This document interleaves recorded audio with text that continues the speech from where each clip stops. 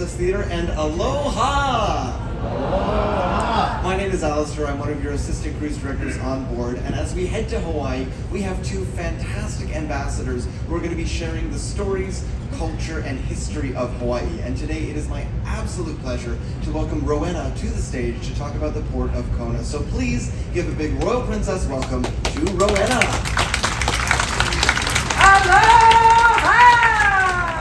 I got up early, I felt great.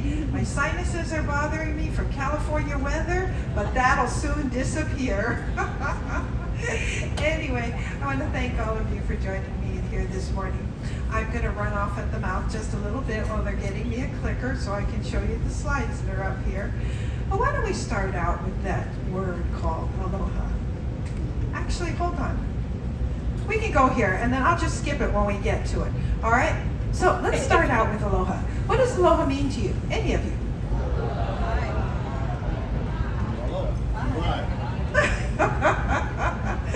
Well, you're all pretty much right. Aloha, we do use it as a greeting. Alo meaning hello, and aloha meaning goodbye.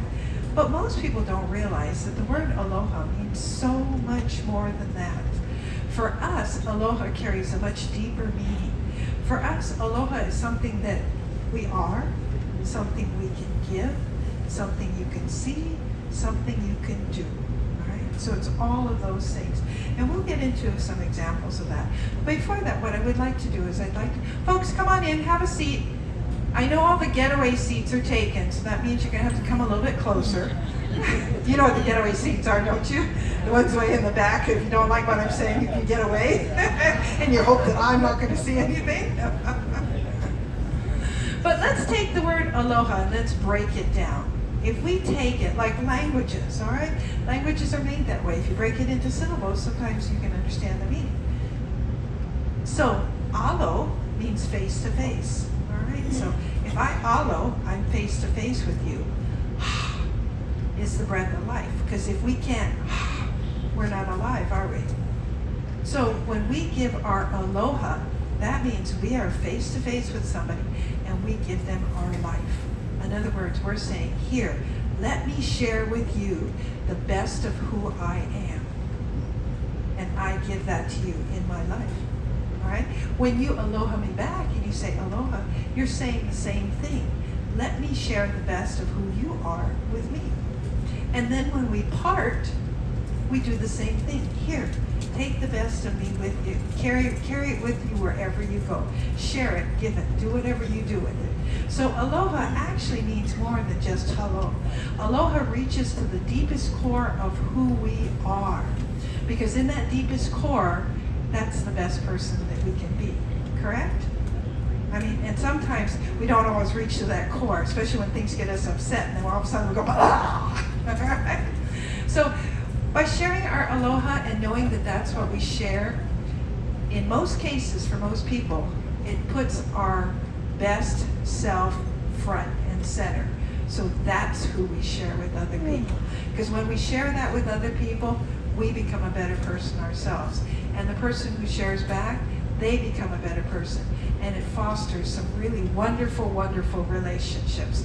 So that's really what aloha is all about. And we'll talk about it as time goes on, because aloha is one of the most important words and concepts in our culture. One of the most important concepts, because fostering aloha fosters a sense of togetherness and a sense of community. And for the next 15, 16 days, guess what? We are a big community, and if any of you want to escape, you can't. Or at least you have to be a really good swimmer. So we might as well relate to each other on really, really great terms. Oh well, I don't have a clicker yet, so just bear with me. So, let's do this. Let's talk about the state of Hawaii versus the island of Hawaii. And this is really confusing for a lot of people, because Hawaii is our state, like California is a state. Right? But we have an island that is also called Hawaii. And when I talk about Maui, I'll tell you why it's called Hawaii. So we have an island that's called Hawaii, which is that big one down at the very bottom, which is where our first stop is. So I guess that would be like if I was to compare it to California. You have California, and then you have a place called California City, right? Okay, so we have the state called Hawaii, and we have an island called Hawaii as well. And Hawaii Island, the port of Kona, is going to be our first stop. So, in the islands that belong to that were annexed to the United States, we have 8 islands, and these are the 8 islands, and probably the ones that most of you know about or hear about. All right, so we have Big Island, Maui. You're going to hear about Koholave, Lanai, Molokai, Oahu, Kauai, and you very rarely hear about Niihau. Reason being is because you and I will probably never visit Niihau. And the reason we won't visit Niihau is the people that are residing on the island of Niihau are 100% Hawaiian. And you have to be 100% Hawaiian to visit that island, although there are visitation under certain circumstances. But the rest of the islands you'll hear about. We'll talk about Koholave. Many of you don't know what it is. We'll talk about it later. But did you know that these 8 islands belong to a much larger chain of 137 islands known as the Sandwich Islands? Because the Duke of Earl Sandwich, he came across them and he named them after himself. All right? But the rest of those islands do not belong to the state of Hawaii, or are they annexed to the United States. Okay, so Hawaii is actually the most isolated population center on the face of the earth. We are furthest away from any other groups of people. All right, we're originally known as Sandwich Islands. It has its own time zone. We have a Hawaii time zone, and we do not observe daylight savings time at all, because we have daylight all the time. Yay! I know, isn't that weird? Daylight saving time. You set the clock forward, you set the clock back. All right, okay, so let me plug this in. Yay, thank you, thank you. Give him a big hand. He ran halfway across the ship just to find this thing for me. There we go. And let's make sure it works. Oh, they're getting really technical now. Which is the front? Okay, so that's forward and this is back. All right, so let's go on to the next thing. So we talked about it being the aloha state. We talked about how the word aloha is used. So I'm just going to skip on over this because we did that already. Now the clicker. So we talked about it having a deeper cultural meaning. And you know, aloha you can see transpire even through animals. So even though most people describe aloha as love or kindness, yes, it is those things, but it transpires even further, all right? Some people have often said to me, aloha is like paying it forward. You do something kind for some people, for someone, and then they do something kind for somebody else in turn. Well, that's really, it's really wonderful to do kind things, but aloha goes deeper than that, because when you give your aloha to somebody, you expect absolutely nothing in return. Absolutely nothing. You do it just because. Anyway, I could go on talking about aloha for a long time, but I won't, because we have more to talk about. There we go. Oh, but I got to put in this disclaimer, okay? Everything that you hear in any of my talks, they are solely mine, all right? They are things that I learned from my parents, my grandparents, my aunties and uncles living in Hawaii. So that's what I relate to you. So you may read something in a history book that you think is, well, that's not what Rowena said. Well, it's like I always say, that's because it's his story. It's not my story. All right? So my story, what you get is my story. And I have to warn you, us guys from Hawaii, there's nothing politically correct about us. Right? So if you hear something that makes you go, then just remember, oh yeah, they're not politically correct.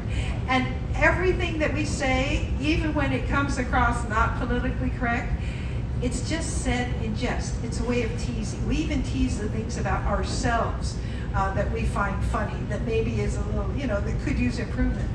Because the one thing that Hawaiians believe, and have always believed, is if you can find the humor in the things you do, whether those things you think are good or an area that you would like to improve on, all right, that's the first step to improving yourself. When you can laugh at yourself and see how ridiculous what you did looks like to somebody else, then you can stop and say, all right, now I can change that behavior. So that's what we believe. And then there's some things we just laugh at and can never be changed. All right? But laughter is good for the soul. All right, so let's talk about the islands in general before we talk about Kona and the big island of Hawaii. Every island is represented by a color. So if you ever go to a parade or a big event in Hawaii, all right, you will see colors, groups of colors. And especially if it's a parade where we have the pahu riders. The pahu riders are the women horseback riders. And they will look very similar to this. So red represents the big island of Hawaii, which is the first island that we are going to visit. All right, so if you see a group of red, you know that they're being represented. They're representing the big island. Purple represents the island of Kauai, which we are not visiting on this particular itinerary. Who's been on Princess to Hawaii before? So you know usually we visit Kauai on this itinerary, but we are not visiting it this time. Pardon me? Walmart is not an island. But you can visit there if you like. All right, the gold or the yellow represents the island of Oahu, which we'll talk about tomorrow. And then we have pink, which represents Maui, which we will visit. And I know Maui is a favorite for many of you. There we go. Oh, this is the political correct scene. I have to tell you, sometimes I miss these. I change these. Come on, click. I change these. Wait, oh, that's because I'm going the wrong way. You guys, give me a brand new clicker and I don't know how to work it. There we go. Let's go one more time. All right, maybe by the end of this cruise I'll get it. Okay, so Hawaii is a great place to get laid. Who wants to get laid? In Hawaii, you can get laid all day long. As a matter of fact, you can even get laid on the ship. So what is a lei? A lei, most people think a lei is a string of flowers, all right? A garland of flowers that smell good, it's wonderful, and that is a lei, all right? But a lei for us is actually an adornment, and it does not need to be made out of flowers, all right? It can be made out of anything, something that's used to adorn something else, and not necessarily the human body. A lei could be used to adorn a horse, as you saw in those other pictures. They had huge, ginormous leis on, all right? It could be used to adorn a piece of furniture, laid across a piece of furniture. But it's an adornment, something that is used to accentuate whatever it is that you want to lay, all right? So, leis come in all shapes and all types of forms, long leis, big leis, tight leis, head leis. We actually have a name for a head lei. It's a lei po'o. A lei that goes on your body is a lei kino. So a lei does not always circle the neck, all right? They're made out of all different types of things. Like, what's that one up there? It's money. Who would like a lei like that? Yeah. And you know, we give those out for graduations, birthdays, weddings. Those leis are used. As a matter of fact, I emceed an event once, and they had me wear, they were going to raffle it off, they had me wear a lei that was made of $20 bills. But they went this way, so I had, I don't know how many, about 50 $20 bills on this entire lei. So for that day, it was an outdoor event, so that day, they assigned these two big Samoan guys to follow me everywhere I went. I mean, I felt like the president. I gotta go to the bathroom. They empty out the bathroom. They go inside, they check every stall, and they say, okay, go, Rowena, you can go now. And they followed me everywhere. But that was kind of fun. So there's all kinds of leis. Who's got a lei like this one up here? A female has it. Usually men like to wear this lei. You know that? Because men just love wearing the nuts around their neck.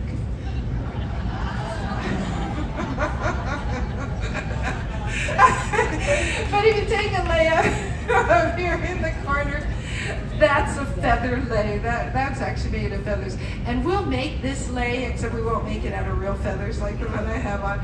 We'll make it. I believe that's going to be tomorrow's craft. All right, come on, clicker, let's go. Let's go. All right, so I'm talking about the islands in general. So when you choose what you want to see or where you want to go, you'll have a better idea of what you're choosing. So I always say there's two sides to every island. So if you look at where those red lines are drawn, that's the dividing line that I put in the islands. So on the left side, or the west side of every island, that's the dry side. All right, it's what we call the leeward side. The other side of the island is the windward side. So if you're going to go snorkeling or you want to go to the beach, you're going to want to choose to go to the beach on an island that we dock on the leeward side, because it's going to be sunny. All right, it's going to be drier. If you're choosing to go snorkeling on the windward side, chances are you won't see much, because on the windward side, a lot of wind stirs up the ocean and the water is much more murky. So as you choose what you're wanting to do, remember there's a dry side and a wet side of every island. Click, click, click. Everybody help me. No, there we go. Okay. All right. Population of all islands put together, about 1.3 million. We are a state. We've seen growth. Actually, we've seen a lot of growth since 9/11. After 9/11, we had a lot of people move into our islands. Oh, and then during the pandemic, we saw a huge upsurge of growth as well. I think people figured, well, if I've got to be sequestered in my own home, it might as well be a place in Hawaii. So we saw a growth then too. But the thing that I put up here, and the reason I point this out, is because if you look down here, third from the bottom, Native Hawaiian and other Pacific Islanders, we're only comprised of about 10% of the entire population. So we are dwindling fast, and our bloodline is dwindling quite rapidly as well. All right, so here's the islands as they sit. So we're going to visit Big Island first, the island of Hawaii, down here where the one is. Tomorrow we'll go up to Oahu, we visit Oahu, and then we zigzag back to Maui. Anybody know why we make this zigzag? I mean, why don't we just go in a straight line? It seems like it'd be a lot faster, right? Anybody know? Because if the parking space isn't available, we can't go in there. All right? And that's the reason we are not going to Kauai, and that's the reason we are not going to Hilo, which is the normal itinerary. This ship is much too large that we cannot pull into the berth on the island of Kauai, and we can't dock. It's much too big to dock in Hilo. So that's why the itinerary has been changed. But yeah, so we're going to zigzag back and forth, just like that. All right, what kind of transportation are you going to have on the island? So when you decide where you want to go, most of the islands will have Uber and Lyft. All the islands have rental cars, but we'll talk about rental cars in a little bit. There are some bus shuttles, and there used to always be a free shuttle to Richard, Walmart. That's right. But we have not seen many free shuttles to Walmart recently. So don't count on that being your number one destination on any of the islands, all right? So, but you can still get there. We're kind of in a pattern of come see, come saw, because we don't know what's going to be there when we get there. There has not been a pattern that is set since we've started sailing again. And then, of course, rental cars. If you do rent a car, make sure you check with the rental company if they will send somebody to the dock to pick you up.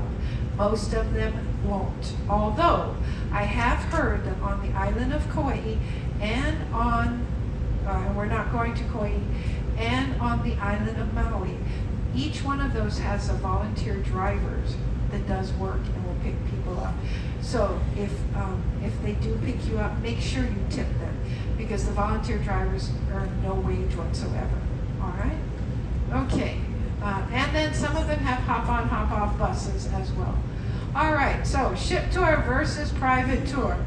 Now, I am a big believer that there's a time for a ship tour if you're going to take one, and there's time for a private tour. So here's what the differences are. If you take a ship tour, if for some reason that tour gets held up, a car accident, the car breaks down, the bus breaks down, or whatever the case may be, the Royal Princess will wait for you to get back to the ship, even if it's midnight. All right? If you're on a private tour and you break down and you're not back at all aboard time, guess what?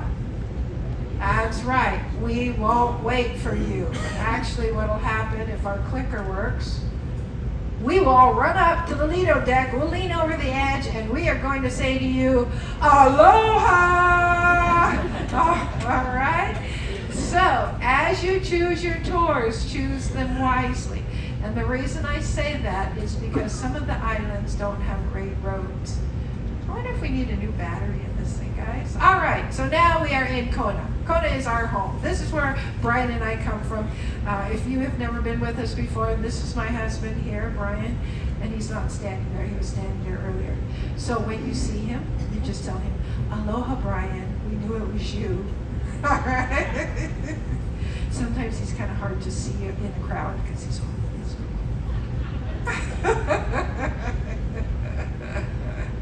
But I'll tell you, he sure makes up for it in personality. Come on, let's go. All right, Big Island. So the Big Island color is red. We talked about that earlier. It is nicknamed the Big Island. It is the largest state from east to west, and the southernmost tip of the Big Island is the southernmost tip of the United States. For a tiny little place, we sure have a lot of things going, right? It's the birthplace of King Kamehameha, and it has the world's largest telescope. So this flower is called the Ilima. Oh, sorry, wrong flower. Lehua. It's called the Lehua flower, and it grows on the ohia tree. This particular flower springs up out of the lava once the lava has dried. Since we are the youngest of all the islands, we have a lot of lava fields. As a matter of fact, you'll find very few picture postcard white sand beaches on our island. They're made out of lava. So the tree that this flower grows on is the first plant that was trying to come up out of lava. Why? Because it doesn't need dirt to grow. This tree, which grows 30, 40 feet into the sky, it has aerial roots, and their roots affix themselves to the rocks, and that's how it grows. So that's why this is our flower. All right? See it? I have my lei on to match. All right, something special about each island. I believe there is something that really stands out on every single island. And on our island, the Big Island, one of the things that I think stands out the most is this place called Papakolea. It's Green Sands Beach, most commonly called. We call it Papakolea, but as we had Western contact, they couldn't pronounce our words, so they just called it Green Sands Beach. So that photo is not touched up whatsoever. That green sand is actually a stone called olivine. Olivine is created when the conditions are right, when the volcanic ash flies in the air, when the temperature is just right, and it crystallizes at a certain rate, it forms a semi-precious stone called olivine. So all the sand on this beach, all these crystals on the beach, are actually little tiny pebbles, little tiny green pebbles called olivine. So if you want to see this beach, you can't drive there, you can't take a rental car through there. You have to have a four-wheel drive, and even then sometimes it's tough, so you have to hike in. But if you want to see it, I suggest the best way to see it is to take a helicopter ride. Now, I don't believe the ship offers a helicopter ride, so you'd have to get a private tour.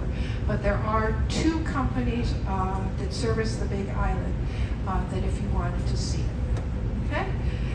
And may I suggest, if you are going to continue coming to the talks, bring your phone. Take pictures of these slides so you guys remember what it is when you're deciding what you want to see.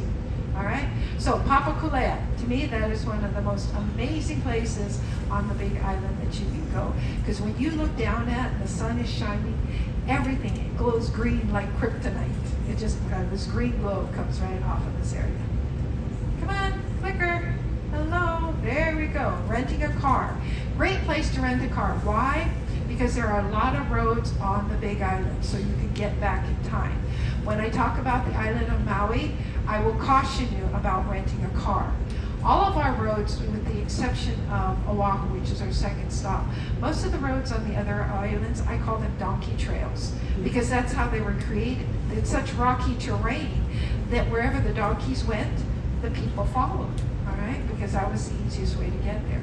So the island of Maui has a lot of donkey trails, so I caution you about renting a car there. But on this island, there's a lot of roads that you can take, so you should be able to get back to the ship on time. So it is a good place to rent a car, but you will have to go to the airport to pick it up. All right? And by the way, there are no freeways on 7 of the 8 islands. The only island that has a freeway is the island of Oahu. So what looks like 20 miles will take you an hour and 20 minutes to get there, as opposed to half an hour by freeway. So just use that as kind of a rule of thumb. Come on, clicker. Ta-da! Ta-da! All right, everybody. Ta-da! There we go. Alright, so let's head on up. We're going to go north. We're on the leeward side of the island, so we're on the dry side. We're going to head north. We're going to take a road and we're going to head up north. So if you head up to the next city up there, it is Waikoloa. Waikoloa has an area that is a petroglyph reserve. We had no written language. All right, the Hawaiians, ancient Hawaiians had no written language. So like the Egyptians, everything was carved in stone. So there is a park. You can actually walk in this area and you can see all the petroglyphs up in that area. And sometimes you can see them just when you're out there. You might look and you might think that you see a picture of something. Chances are it probably is. All right, here's another one. This is on the other side of the island. So if you're into this type of archaeology, it's all over our islands where you can find them. As we keep heading up north, we're going to head up north. There's a place called Parker Ranch. Parker Ranch is used to be one of the largest cattle ranches in all of the United States. It still produces cattle today, and it still produces what we call Big Island beef. But the weirdest thing is, or the funniest thing is, for some reason, we have no butchers left on our island. So all of our cows are put on ships. They're taken to California. They are set out to pasture, to graze for about 3 weeks, to put on all the weight that they lost on their travel to California. They're slaughtered, they're packaged, they're put on a boat, they're sent back to the Big Island, and now we pay more per pound for Big Island beef than you pay for in California. Yes. So, if you want to eat Big Island beef, eat it in California. It's much cheaper. But you know what? It tastes better when you're eating it in Hawaii. So, because of the influence of the cowboys, and I'll talk another time about how they came to be, because we actually had cowboys before the Midwest in the continental United States. Right? So we have rodeos once a year. We have a rodeo up that way. There's a lot of farms up in that area. And it's still a working cattle ranch. And there is a museum, if you would like to visit, that's up in this Waikoloa, Waimea type area. So throughout this island, there are museums that lends itself to the different things that happened in our islands. In that same area, there's a lot of coffee farms. Who likes Kona coffee? Yeah. Oh, you guys just like buzz. That stuff is so strong. So let's head further up. There's a heiau, Pu'ukohola heiau, and this heiau was believed, or at least his story, not my story, his story said that there was human sacrifice up here. My story and my kapuna, or my elders, and our chants told us there really was no human sacrifice up in this area. But the scientists said, well, DNA shows us that there was blood. What we were always told as children, that this area, this heiau, a heiau is a temple or a place of worship. And this is a very large one, and this is actually a state monument. So a heiau is a place of worship, and they actually found human blood in here. But our history books tell us, or our stories, which is our history, tells us that after a war or a battle, those that died in battle were brought here to this heiau. And the kahuna, all right, and not the big kahuna from Hollywood, all right? For us, a kahuna is an expert in his field. The kahuna would then dissect the bodies so they could learn about the human body, much like any hospital would do. So there's a lot of stories out there about the Vestal Virgin in white, which you throw into the volcano, all right? Just banish those from your thought. Banish it from your thought. So that's what we believe happened up here. We don't believe that there was actual human sacrifice. But there are some exceptions to those tales. But for the majority of it, we believe that this was used as a learning place, a hospital learning place. So if you keep heading up north, we're going up toward the top of the island. There's a sleepy little town called Hawi. So if you've been to the Big Island before and spent some time there, and you just want something to do for the day, head up to Hawi. Take a stroll to there. There's some shops. There's some quaint little places. There's restaurants. Yeah, it's a very nice day, a way to spend the day there. All right, no, this isn't working. Is there a reason we're not connecting here, guys? Help!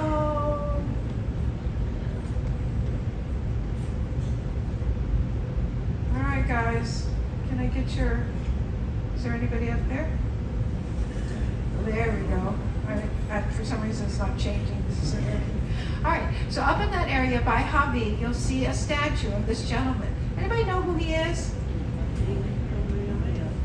King Kamehameha. Meha means the lonely one. They called him King Kamehameha because he's the one who stood up and decided. He said to his people, he said, we need to unite. At one time, all the islands were separate. They were all under separate rule. So each island had their own chief and had nothing to do with any of the other islands. Well, King Kamehameha saw that Western civilization was colonizing, all right? They were going to different lands and they were putting their flag into your dirt and saying, ooh, my flag is here now, you belong to me, right? You remember that period in history they were doing that? Well, Kamehameha saw that happening and he didn't want that to happen to the Polynesians of the islands of Hawaii. So he went and talked to the chiefs. They said, no way, I'm not going to give up my power to you. I'm not giving up my power to you. I want to rule my own kingdom. Well, at that point he felt so strongly about it that he set out to unite the islands, and he set out by force. Even though we were very peaceful people, he set out by force. So he went about and he conquered each one of those islands and then united them as one.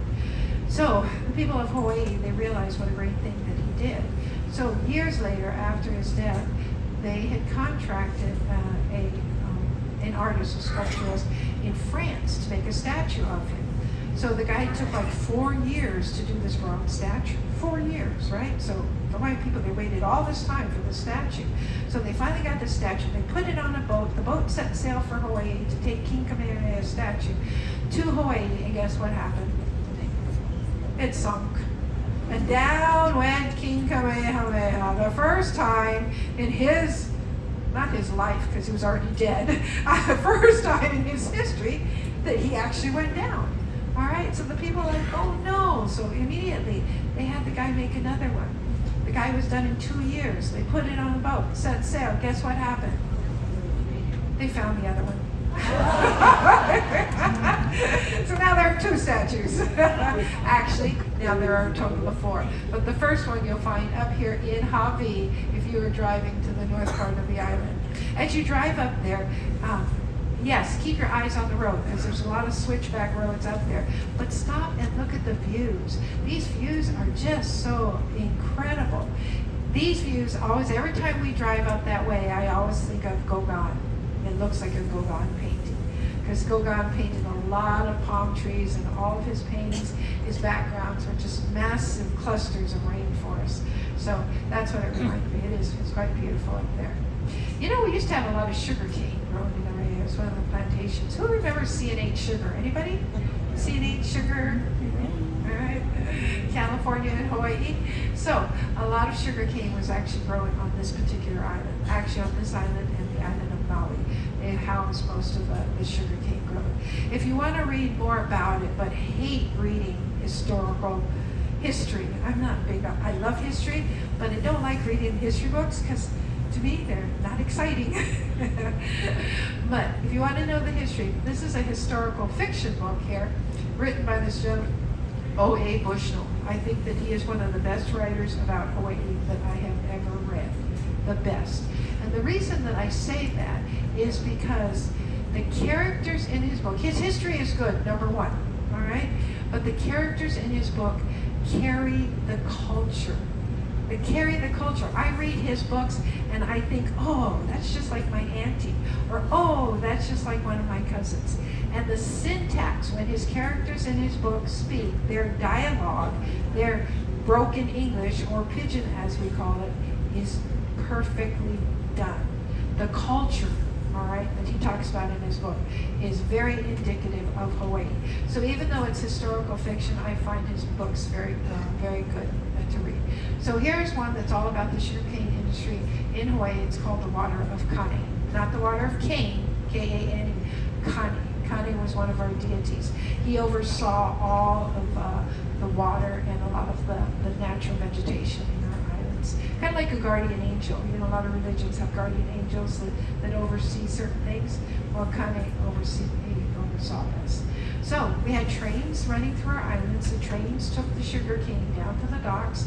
Sometimes the bigger trains would take the cattle down to the docks. So the sugar cane tracks are gone, but there are museums there that talk about it. So you can see the trestle up here. See that picture? That's moving sugar cane from one end of the island to the other. All right, Waipio Valley. Anybody been there? Beautiful, isn't it? All right. So this is a valley. We call it the Valley of the Kings. And to get down there, well, correct myself here. You can get down there in any way, shape, or form. You can take a car down there. But you can't get back up unless you have a donkey or a four-wheel drive. And the walk will take you hours. It's so steep going back up. As a matter of fact, when your rental car, you'll sign on your contract, it says that you will not take the car down into this valley. But it's a beautiful valley. There is no, all their electricity that's used down in this valley is by generator, all right? The running water, the water they have comes out of the streams here, so it's not piped in by the city. A lot of taro is grown down there. Taro is a plant which we make poi. Anybody ever eat poi? Poi. Yeah, did you like it? We eat what we call, or at least when I was young, we had to make what we call two-finger poi. If you didn't make two-finger poi, Dad was really upset. See, what it is we have two-finger poi and three-finger poi. Two-finger poi means that you can take those two fingers and poi, who doesn't know what poi is? You guys know what poi is? Poi is like the Hawaiian version of mashed potato. As a matter of fact, it's a root. It's cooked, water is added, it's mashed, and it's softened up. Because it's more glutinous than potato, it's more pasty-like, like a pudding. So that's what poi is. And it is the most ugly shade of gray. It's like an elephant gray. So for most people, it's not even appetizing to look at, all right? But we had two-finger poi and three-finger poi. And we eat it cold. We don't eat it hot like you do mashed potatoes. Two-finger poi was, you could take your two fingers, scoop it, put it in the bowl, twirl your hand around, and just stick to it, just like an ice cream cone, and then you could get it to your mouth without dropping a single bit. Three-finger poi meant that it was too watery, that it took 3 fingers to get it into your mouth. So it had to be two-finger poi. So one day I'm up here talking about poi and telling the difference between two-finger poi and three-finger poi. Then the talk was over, everybody goes out, they wait for the elevator, and me too, I'm out, I'm going to the elevator because I've got another event to go to. And I'm standing, I'm in the elevator already, I was one of the first ones in. And these people come in behind me, they all face the door. You know how you get in the elevator, you just face the door, you don't look this way or that way? So these two gentlemen, they walk in together, they're talking to each other. And one guy, he says to the other guy, he goes, you know that two-finger poi? He goes, that's not why they call it two-finger poi. I'm sitting here and I'm listening to him talk. He goes, it's two-finger poi because it takes one finger to put it in and the second finger to pull it right back out. That was my response. So down in this valley, taro is grown, which all of our Big Island poi comes from. See that mountain in the back there? All right, that isolates this particular valley. That isolates the valley, and that this is all filled with caves in through the lava rock. Because as the lava rock dries, it forms holes or lava tubes. But then it is covered with greenery. All right, so it is the Valley of the Kings. King Kamehameha was raised down here. There's less than 100 residents down there. There are waterfalls. If you wanted to take a tour down here, you could. You could go down by horseback. Actually, they do have donkeys. But you can do the ATVs. Those are kind of a lot of fun. There are waterfalls. You can swim in the waterfalls down there. It's really quite amazing. If you've never been through a rainforest, this is really a wonderful rainforest. We were down there one day. The leaves are so big. It was like pouring rain. There was a leaf on the ground, and I picked it up and I held it over my head. It spanned about this large. It was a huge leaf. So if you get a chance to even walk through one of the rainforests, do so. Or come back and do it another day. There's so much to see. All right. You can zip line. Anybody zip line? Yeah? Not me. I'm scared of heights. I honestly am scared of heights. But everybody says that it's a great time. You know, at Disneyland, the ride that goes over California, I close my eyes to the whole thing. So I cannot zip line at all. All right, come on, click. Let's Let's try this again. There we go. All right, so we're up at the top. Up at the top, there's a place called Rainbow Falls and one called Aka Aka Falls. So on a clear day, this is what the falls look like. On a rainy day, this is what the falls look like. All right, see the difference?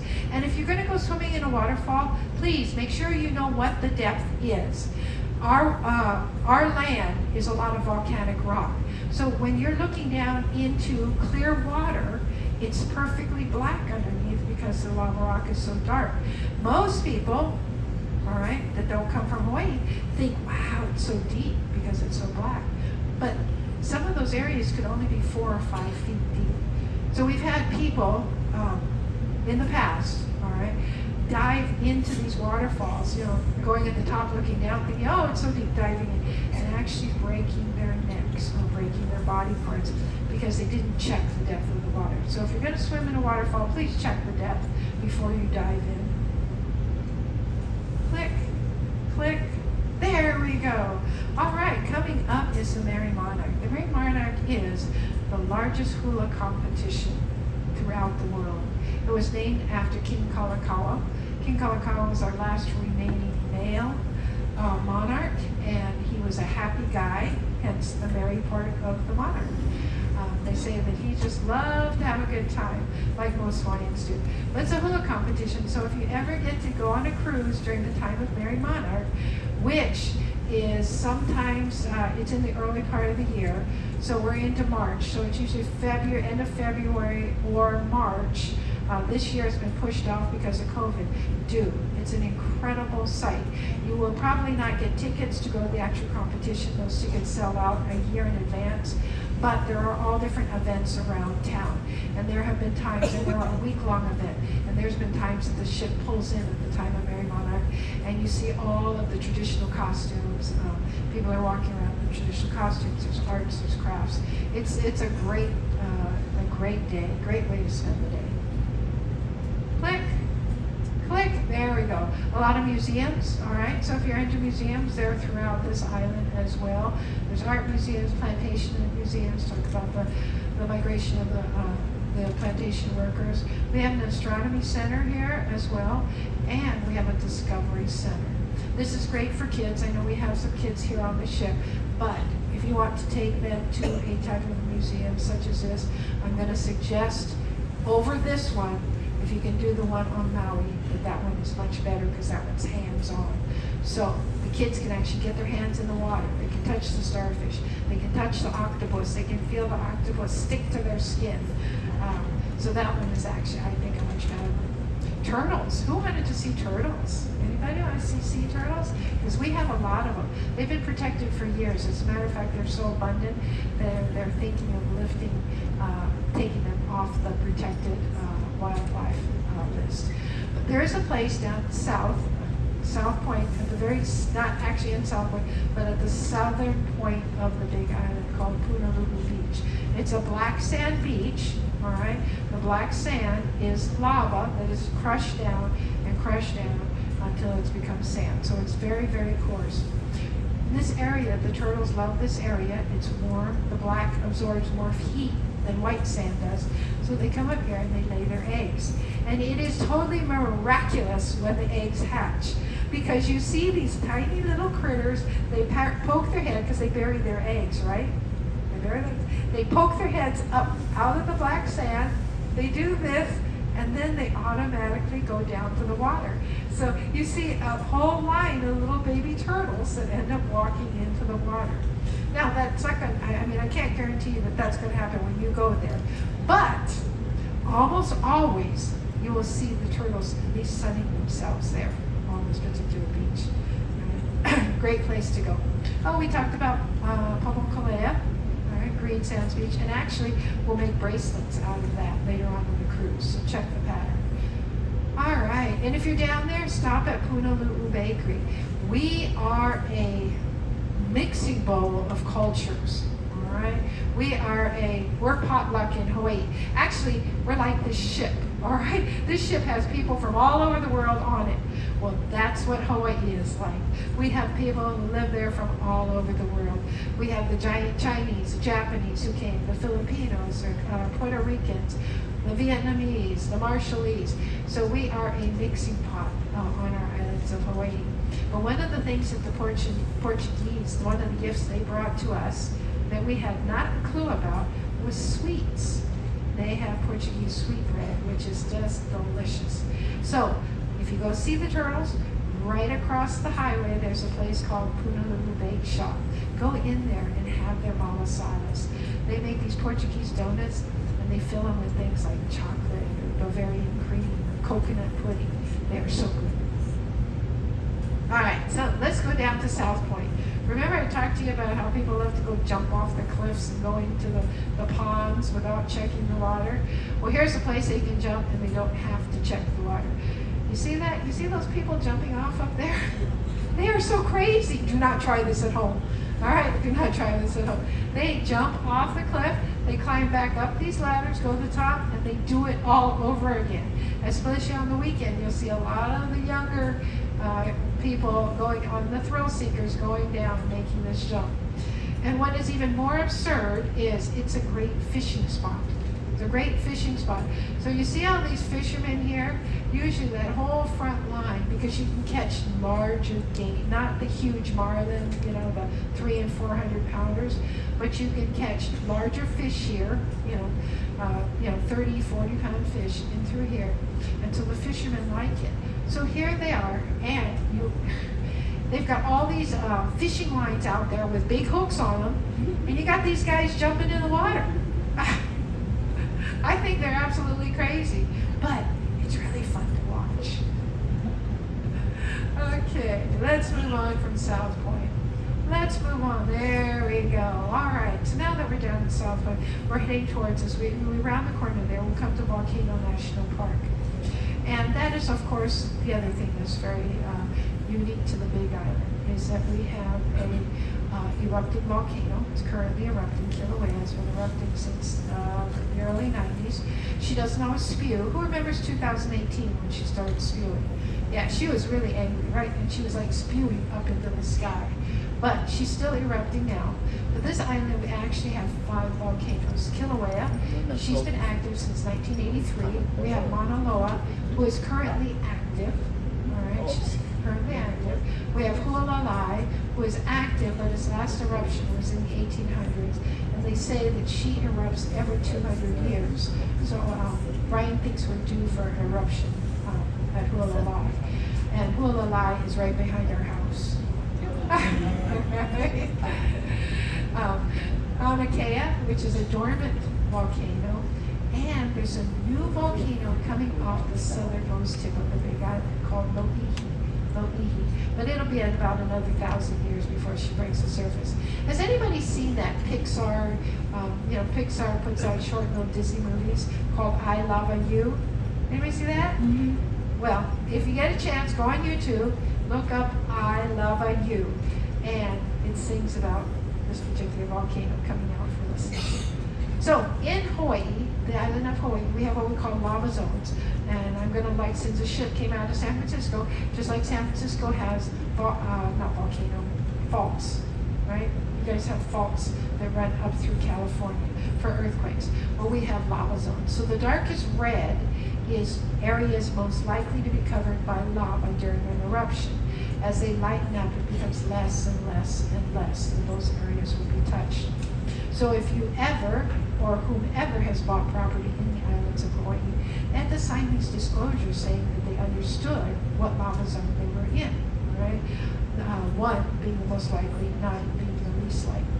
So I was so totally amazed that in 2018, when we had that huge eruption, all right, that people were going on the news saying, if I had known this would happen, I would have never bought this house. And to me it stands to reason. You're buying a house 1 block from the beach for $189,000. There's something more to look at. So I have a lot of people that talk to me about buying real estate. So if you buy real estate on the Big Island that has an active volcano, please pay attention to this, because you will sign it. And that's why the insurance companies didn't pay a lot of the insurance claims. All right, Hualalai, this is the one that's behind our house. house. Our house is on the other side there. It's the third youngest and the third most active following the volcano that erupted in 2018, that also erupted just recently a couple of months ago, where it erupted above land. It's still going, but she's going out in the sea. So it's still considered active, but we'll see what happens. But it's been inhabited for centuries, As a matter of fact, we're always aware. When you live on the land and you become in tune with the land, you understand what's happening. And so we're always aware. Like when the earthquake activity increases, that means that pressure is building up in the volcano. And that's how we knew that it was going to, the Kilauea was going to erupt, was because of that pressure. All right. Click, click, click. Let's try this again. All right, let's see what we got. There we go. So here's Mauna Loa. And these are all, you saw that map. Mauna Loa means long mountain. Loa means long or a lot of.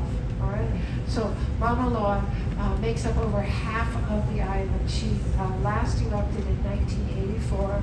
And her base, from the base of where she is, high is about 56,000 feet. Pretty incredible mountain. And you can see this mountain, or you can see these volcanoes. If you take a drive across the island, you can actually see all of them. Mauna Kea, Kea means white, so Mauna Kea means white mountain. That's because it snows up there. By the time we get in, the snow is probably melted, but they had a lot of snow this last year because of the weather. The weather had been really cold. So in Hawaii, it's really funny because we can go up to the mountain, we can go skiing in the morning, and we can go surfing in the afternoon, all in the same day. And let me tell you, if you go skiing, most people, they go skiing, you ski for the whole day or for the weekend, right? You want to go skiing? You ski for the weekend. Not us. In Hawaii, we only ski for the day. Actually, we only ski for the hour. The reason we only ski for the hour is because once you've made that first run, there's no lift to take you back to the top. So what you do is you make the first run, you have your friends waiting down at the base of the mountain, they pick you up, you drive back to the top, they get their skis out, they make one run, then when you get to the bottom, you put a bunch of snow in the back of your pickup truck, you drive to town, and then you dump the snow on the beach for the kids to play with. And it's quite a sight. That happened one night, as a matter of fact. Rowena and I, we were playing at this restaurant right across the street from where a bunch of the local boys dumped snow on the beach. And this was at Christmas time, right? So all the Christmas lights are out. They bring the snow down from the mountain, they dump it on the beach.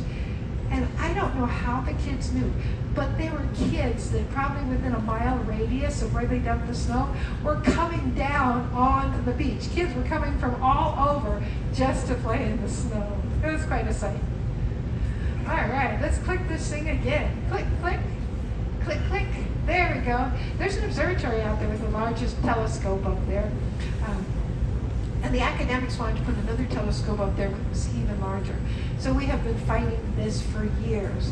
And the reason that we fight, it's not because we're fighting the education or what can be taught, which is what the academics want to do, of course, is the learning aspect of it.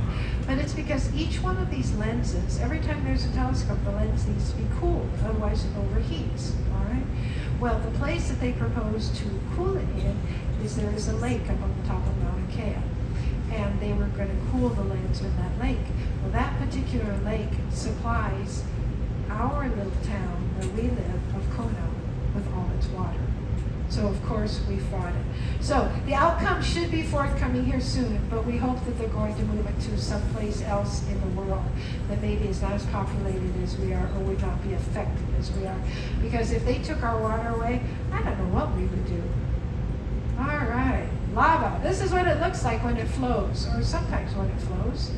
All right, but it does look like this. It flows, and this is one that's flowing quite rapidly. Lava can flow at many different rates. It can flow fast, or it can flow very slowly.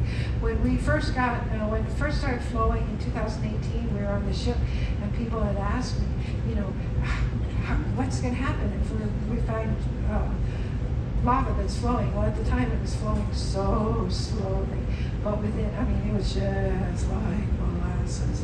But within a couple of weeks, it was flowing fast, like you saw in that picture. So, Kilauea volcano, which is the one we've heard so much about, which is at the southernmost tip and part of Volcano National Park, which you can visit. The ship does have tours. You can drive there on your own. There's a paved road you can take from Kona all the way down. It rises about 4,000 feet above sea level. It makes up roughly 14% of the land of our island. During the last flow in 2018, we lost 700 homes by July of 2018. We have 11 of the 13 microclimates that exist on the island down here in this park. And you can go, like I said, you can go down into this park. She's not spewing at this moment. But if you take a look at the picture here on the left, you'll see that little red spot there. That's what she looked like when she began flowing in 2018. By August, this is how much area she covered. She covered a vast area. And in Hawaii, we cannot get lava insurance. We can get fire insurance, and everyone understands that if lava is coming to your home, because of the heat, it will catch on fire before the lava even touches it. But they will not give us lava insurance. So a lot of people had a hard time collecting any type of money, and they lost their homes. But I always find it quite amazing, because Mount St. Helena's, you can get lava insurance up there, but you can't get it in Hawaii. All right, click, click. There we go. All right, we have, because lava dries at different rates, it takes on different characteristics. And we actually give names to the characteristics it takes on when it dries. So if you look over here on the left, that is lava, we call that pahoehoe. See how it's kind of like a rippled effect, right? And it actually can be very smooth. Like here is similar to the second picture is similar to what we saw of that volcano flowing. So this is very, very smooth. Now we have another type of lava, which is best depicted here, that's called a'a. And this is broken lava, and it's very sharp. And it is because it dries at a very quick rate that it still has the peaks on the lava as it's drying. Well, we call that a'a. Everybody say that, a'a, a'a. So we have pahoehoe, which is very smooth, and we have a'a. So one day I'm thinking, words, we talked about words earlier, how certain words come from certain things, like comes from breath. That makes a lot of sense. Well, I'm thinking, well, where in the heck did they get these names? And then all of a sudden it dawns on me, Hawaiians used to run around barefoot going, This lava here is so sharp that when they built rock walls or they built areas that they didn't want people to go through, they would put the across the top. Much like you see barbed wire at the top of a fence, they would put the on the top. So if anyone tried to scale that wall, they would get cut up from this And it is razor sharp. As a matter of fact, if you have tennis shoes and you walk on very sharp it'll slice right through those tennis shoes. All right, so we always say that Pele is watching. So can you see her in all these pictures? You see her face there? You see her face in the black lava on the second one? See her there? You see it? Look at this one. You see her face. So we always say that she's watching. Who knows who Pele is? Are you guys aware? Pele is commonly known as the goddess of the volcano. She has made the volcano her home. She traveled all of the islands and she made the volcano her home. And they say, our legend tells us, is when you upset her, and what the message really is when you upset the land, all right, she blows. She becomes angry and she blows, all right? Because then that means that you've offset the balance of the land.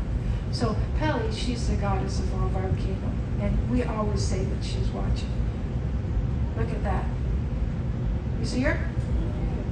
That picture's kind of high up there, but if you can see that, all right? That picture there was taken by a 14-year-old boy at a Boy Scout camp. All right, so it was not commercially taken. So we always say that she's watching. As a matter of fact, who has heard that if she sees you pick up rock and take it home with you, what are you going to have? Bad luck. Yes, almost everybody has heard that. Well, let me tell you a little story. No Hawaiian came up with that story. That story originated by someone who worked at the national park, one of the rangers at the national park. But he was tired of taking people on tours and watching them pick up rocks and put it in their pocket and take it home. So he came up with this story to keep people from doing it. And the reason that I say that no Hawaiian would ever come up with a story like that is because wishing bad luck on something goes against every grain and thought or belief system in our culture. Our culture only wishes good for people, only wishes happiness. Here is how our story goes. When you take something disrespectfully, all right, then it's a karma thing. It may come back to you. So in other words, this is Pelly's home. You took something out of her home, or somebody did, not you, put it in their pocket and they took off. That's disrespectful. Now, if I walked into your home, I saw something and I liked it and took it and put it in my pocket and walked out, how would you feel? You'd feel pretty angry too, wouldn't you? All right? And if you could spew lava all over me, you probably would. All right? So it's a matter of respect. If I went into your home or went into your backyard and I saw a beautiful flower and I wanted to grow one, and if I took it, you'd be angry. But if I asked you, can I have a little cutting from that so I could grow it at home? What would you say? Yes, you'd probably say yes. So it's a matter of respect. All right? It's a matter of respect. So just respect the island. That's all we ask, is respect the island. I take rocks off the island, all right? But I bless everything before I take it. But there's been times that I've gone to pick up a rock and something just told me, don't you touch it. And you just back off. You ever get that feeling? If you're somewhere and something tells you, oh, you don't want to go there. Well, you just have to listen. You have to listen. Because the world, the land, everything around you, they'll talk to you. They'll talk to you in a different way. Their words are different than the way we talk to one another. So that's all we ask, is that you have respect. Clicker, will you respect me and go to the next slide? Come on. There we go. All right. So will you see lava when we're there? I know you'll see dried lava. Will you see flowing lava? I have no idea. You can go to volcano. The caldera is open. Last I heard, the hot lava is still bubbling in that caldera. But it is quite a sight to see. All right. There's a lot of things that you can see down there. See the caldera at the top? All right. So last I heard, there is molten lava in it, and it's bubbling. But you can walk through a lava tube. There's a visitor center. There's a crater overlook. There's Chain of Crater Road. There's day hikes. There's all kinds of stuff that you can do up there. And if you wanted to drive, and I don't even know if they offer a tour down to Volcano, where the ship does or not, but you could make that drive as well. All right. So there's an orchid farm. You know, lava is pretty incredible. One day, Brian and I, we weren't on the ship. We have some property down in that area that was being covered with the flow. And so we decided, let's go down there and take a look. So we drive down there, and it was all, the only people they allowed in there were the residents, because it was getting too many tourists come down there. So of course we go in there in our beat up Hawaii truck, and they wave us right through. We start going down the road, and there's this car. It looked like it was broken down on the side of the road. So we look at each other. Yeah, stop. Brian whoosh, turns around. We go up to the car, we get out, and we're looking for the people that are there. And all of a sudden, these little Japanese people stand up, and we asked them, are you guys okay? And they said, oh, yes, we're fine. We're from Japan. We came to take pictures of the lava. So, oh, how nice. So they were there. And as we were talking to them, all of a sudden we had this boom!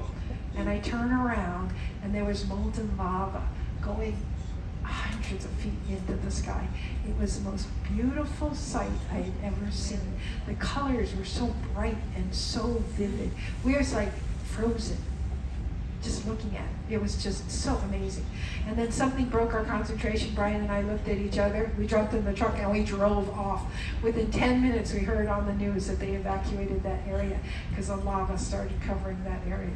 But I'll tell you, it was the most beautiful sight I've ever. The colors just were so intense. All right? So if you happen to see something like that, just remember the awe. But I wouldn't go looking for it. It could be really dangerous. So that brings us to our Polynesian craft. Brian and I do one Polynesian craft every day, except we don't do them on port days, all right? but on all the sea days we do, and everything has to do with Polynesia. So today we're doing lava rock necklaces. There'll be lava rock and crystal. Lava rock is a crystal, by the way.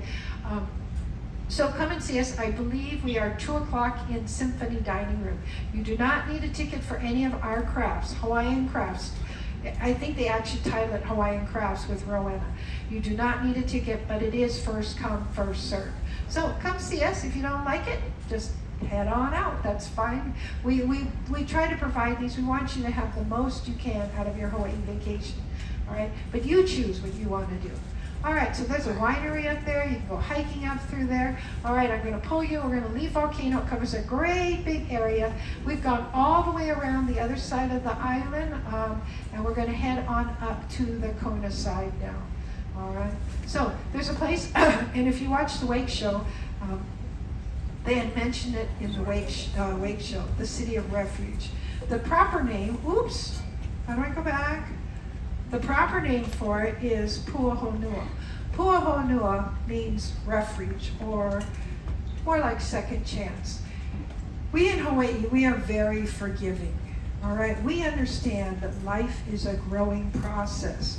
The person you are today may not be the person you were last year, all right? Hopefully you've had life experiences that made you become a better human being, or made you, in your eyes, a better human being.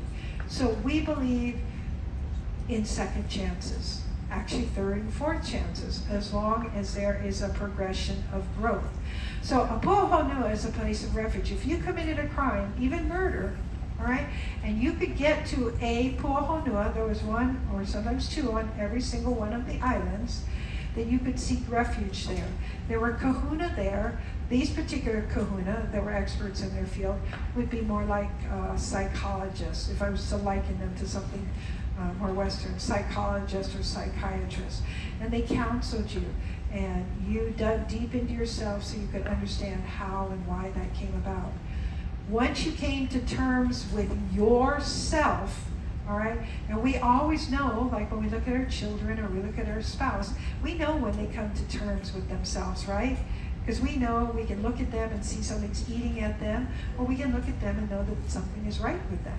So once you've come to terms with yourself, and a kahuna acknowledges that, then you are allowed to leave, and you could leave the area, and you would never, ever be persecuted for that crime. So we believe in these type of growth patterns as human beings. So I do know that the ship does have a tour that goes down there. And it's a very beautiful, beautiful place. And it's a very spiritual place if you go down there. A lot of people come back telling me stories of what they felt when they were down there. All right? So we're going to head up the coastline now. So Kona is way up there. So this coastline will always look like this. The reason it will look like this is, at one time, this had been what we call crown lands. It belonged to the monarchy.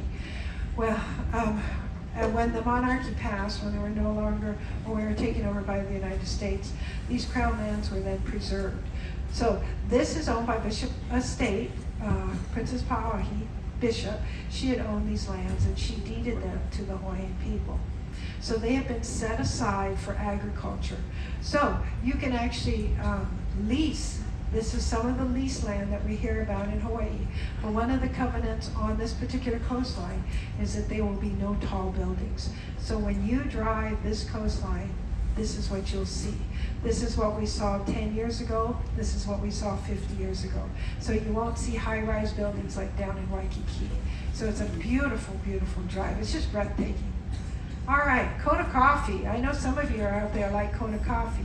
All right, and after this talk, some of you are going to need Kona coffee to wake you up when I'm done. But Kona coffee sells for about, could be anywhere from $18 to $40 for a half a pound. Kona coffee is very strong. It will just bzzz you from here until no end. And I don't drink it because I don't need any more energy than I already have. But we have other coffee growing on our islands.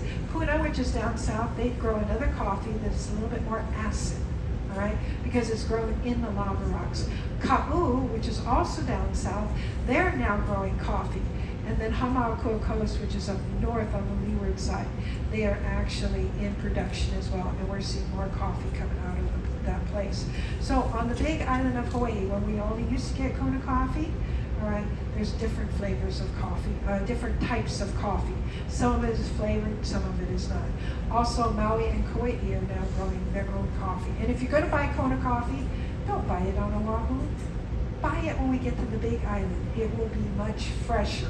And make sure it's got that little hole. If you're buying really expensive Kona coffee, as a matter of fact, who wants to buy Kona coffee? When we get off the ship in Kona, go right across the street. There's a restaurant called the Fish Hopper. Right next to it is what looks like a closet. All right, it's like about a 10 by 12 foot little tiny room that is a Kona Coffee outlet center. All right, you would miss it if you didn't know it was there. But if you want to buy Kona coffee, that coffee there is fresh. It comes direct from the grower right to that outlet center. They process it, they bring it right there. It's all packaged up. So if you really want good Kona coffee, I suggest that's a place you might go. All right, there's another place there down in that area. All right, it's called Two-Step. The reason they call it Two-Step is because the lava rock goes out when one huge step drops to another step of lava, and it goes out there. Great snorkeling. You can find Nemo there. Nemo is there, and his parents and his cousins are there too. All right, okay, so we're going to go back to Kona. This is actually our home. This is the home that we live in when we're not living on the ship. And Brian hates this because I always point out he's got this little green car. This is a run-around town car. And I feel like every time I drive that car, I feel like a cartoon character. First of all, it's bright green and it's tiny, and you drive down the street just going like this. But anyway, so when we're not on the ship, it becomes a vacation rental because we spend many, many, many months on this ship. So who doesn't have anything planned for Kona? Who doesn't know what they're going to do? All right? Okay, so here's some of the things you can do. There's us on the ship. We will tender in. It is a tender port, all right? This ship, there is no way a ship this size can get into our little docking area. So we tender you in, all right? So once you get off the tender, and by the way, Armando will tell you on the wake show, and they'll make announcements. You will need a ticket to get on the tender, and the tender will then bring you ashore. All right. Well, where the tender docks, once you get off of there, there is the whole dock area. There'll be people, and they'll be sending you here or there. There is a little beach that is on the left-hand side. It looks like it belongs to the hotel that is there. The real estate ownership, that's a whole another hour talk all by itself. But you can use that beach. You can actually rent equipment there at that area. And it's a great place for kids because it's in an inlet, so there are no waves. There is a concession there if you want to rent a stand-up paddleboard or any type of beach equipment, you can do so. So you can just go hang out on that particular beach. Now, on the other side of the dock, where the bay is, all right, you'll see that the kids jump off the dock right into the bay. That's another place that you can swim, but there's no sand. There's sand on the other side. So both of those places, if you just want to hang out at the beach for a day, you don't have to go far. Just take your equipment, go right there, and you can hang out there. You want something to eat, there's eateries around there. There's a place that you can go shopping. It's too far to walk to Walmart, so just follow Richard. They got the Walmart, all right? But that's a great thing that you can do if you didn't have anything planned. All right, let's see where else we can go in the little town of Kona. We talked about the coffee outlet. You'll also see this, Ahu'ena Heiau, another place of reference. This Heiau. This is actually was the birthplace, the house that King Kamehameha was birthed in. You cannot go into it, but you can go out and you can look around it. And that is the original structure. That is the original structure. It's not a duplicate of it. All right. Now, further down the street, so if you go out of the dock, they'll kind of shove you out to the main road there. And as that main road curves around, if you head to the right, there's a little flea market in there. All right. And you will find crafts as well as fresh fruits. Princess is one of the only ships that allows you to bring fruit or food onto the ship. All right.